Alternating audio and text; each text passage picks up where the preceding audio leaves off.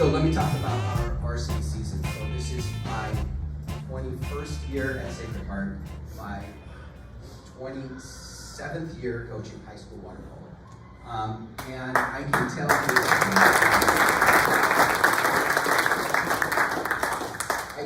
you two things for sure at this point. One, teenage boys are going to make some really stupid decisions. That's one, I promise you that. And two, they almost always break through. They get there. And when they get there, it's not on our time frame, it's on their time frame. And so I kind of equate that to our team this year. So yes, we made some stupid decisions. We spent the first portion of the season figuring out we were not very good at basketball.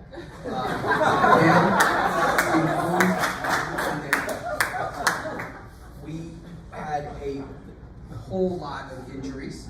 We had our first healthy practice with our entire team in mid-October. We went down to the Elite Eight, and for lack of a better term, we got our teeth kicked in.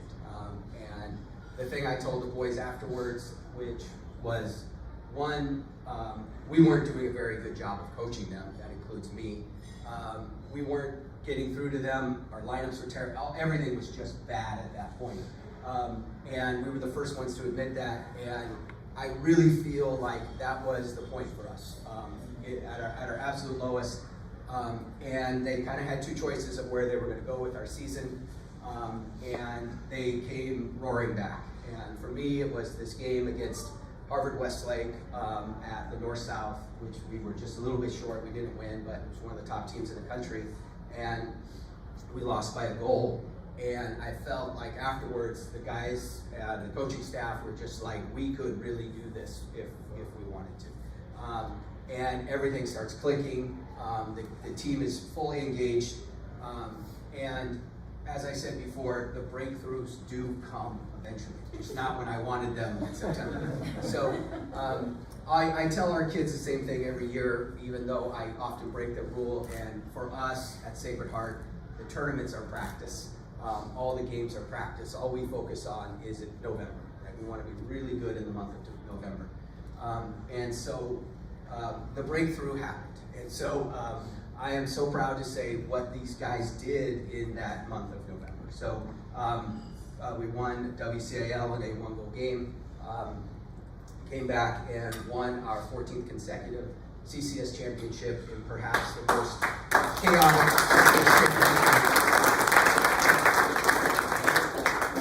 And then the final week of the season, we went through the number 1 team in Northern California and the number 3 team in Northern California in 72 hours. And without question played our best 2 games, our last games of the season. So congratulations to those guys.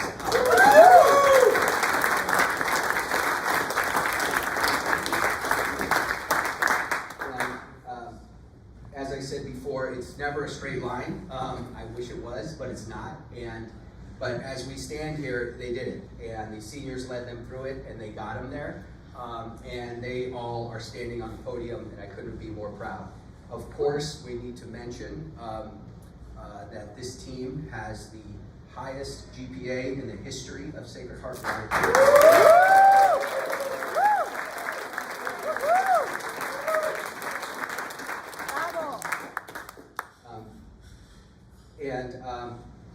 Hopefully the younger kids in the room are looking at that and seeing that as I tell the kids all the time, all things are possible. You can be a member of the varsity team, you can have an amazing GPA, you can have a great social life, you can do everything. And this senior class, as they were talking about, is a great example of that. So hopefully our younger kids are watching and using those guys as role models.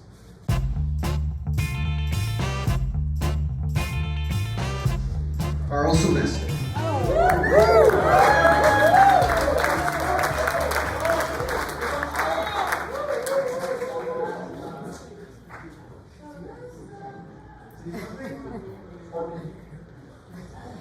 No notes at all. Okay, so Karl has had a great career here at Sacred Heart. really exploded last summer over JOs and all those kind of things, and really got his chance to play, and spent this entire season giving us something we absolutely needed, was size at 2-meter defender, size at 2-meter offense, and just kind of doing whatever we needed at any given time against any given team. Made some critical perimeter shots when we needed those as well, but depending on the day and depending on the matchup, that's what Karl did. And he can play almost any position in the pool, and he's a great teammate, definitely level 3, and we're looking forward to seeing him play in college next year.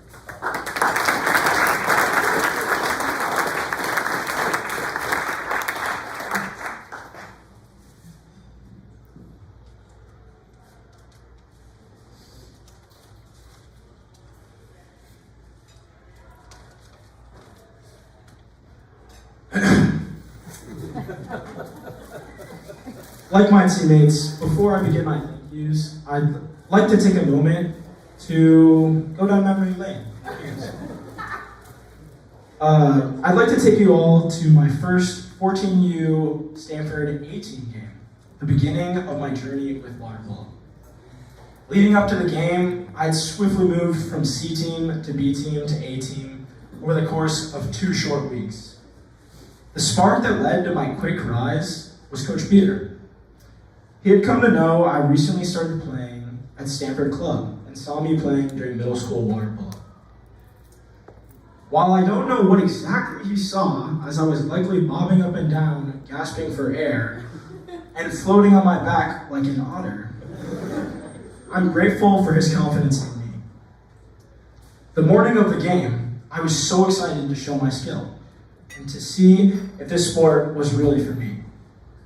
Little did I know, the splash ball matches I previously played in were nothing like real water polo. But something inside me told me to call my good friend Luke Kurincic. Turns out my confidence was grossly misplaced, as he soon revealed what some would call important components of the game. Things like 6-on-5, how to draw a foul, how to press, probably useful things to know for the game. So Coach K, there you have it. All the mistakes I may have made over these years, they're not actually my fault. They're Luke's fault. So filled with my water polo knowledge, I was ready to show my skill. Started the first quarter, I watched eagerly, waiting, watching, and getting mentally prepared. We began to grow a large lead, so I knew the moment was coming.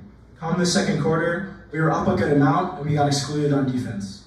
Coach Peter yells, "Sylvester, go into the corner." I thought to myself, surely that couldn't mean anything else but jump in, right? So I dove in headfirst into the play, ready to seize the moment.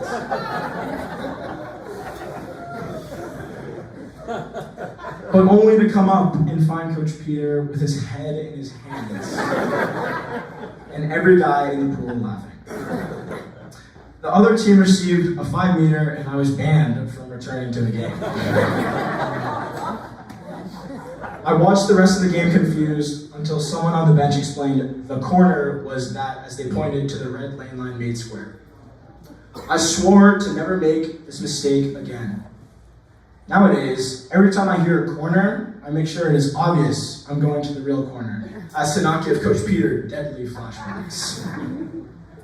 I learned from this hiccup, and was better for it.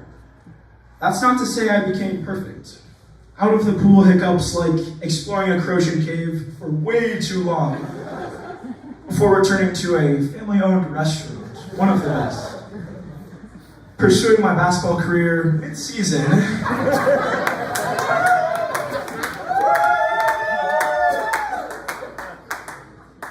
wearing tank tops to school and subsequently ripping them off my teammates, and telling a Hawaiian restaurant it was Lance's birthday.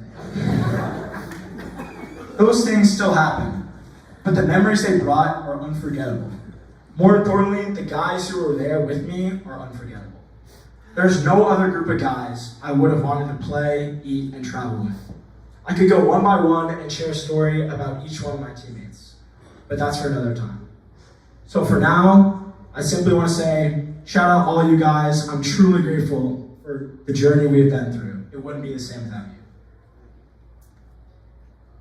Now I'd like to get into the coaches. As I said before, Coach Peter, I'm really grateful for whatever you saw that day during PE. I know since then, I've been seen as a sailor, using more swear words than the English dictionary. A caveman, swinging my arms to and fro. An otter, floating on my back, giving up on the play. And a tenue, not understanding the most simple directions for putting on the cover reels. I also now know every player should strive to have a bit of Draymond Green in them, thanks to Coach Peter's constant references. But beyond all that, Coach Peter, I hope you saw my passion for the game, as I certainly appreciate yours. Thank you. Coach K, I'd like to reflect on some of my favorite Coach K comments. First, he'll often claim some players have one goal when they really have 5 or 6, or 5 or 6 turnovers when they really have 1. He'll often claim that we are moving half speed and 1,000,000 miles an hour in one game. Still don't really know how that works.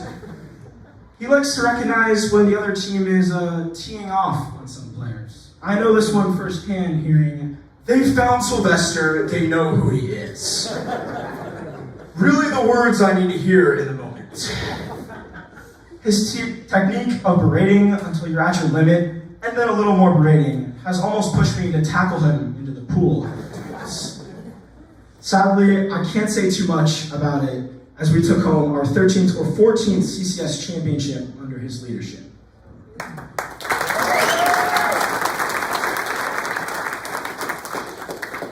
The pride that comes with being a part of such a program is like no other. So I thank you for allowing me to be a part of such a program. The privilege to be at the pool deck every single day is something that sometimes I took for granted. And I believe now I understand that better. I thank you for turning a kid who couldn't even stay afloat into a potential collegiate athlete. Thank you, Coach Cat.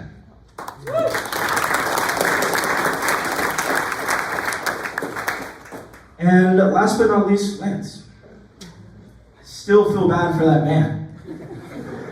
As Suga may have mentioned, for those of you who don't know, Lance gave one of our vans in Hawaii quite the haircut.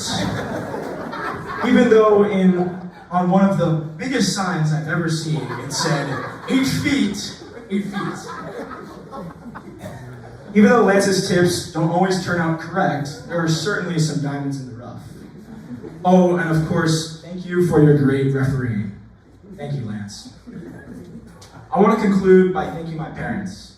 As my chauffeurs, mostly dad, cheering squad, mostly mom, and general supporters, you guys have sponsored my journey, and it could never have reached the place it ended on its own. I know I really rile you guys up sometimes, but it never gets in the way of your love. Thank you for that unconditional love and support. It means so much to me. Thank you.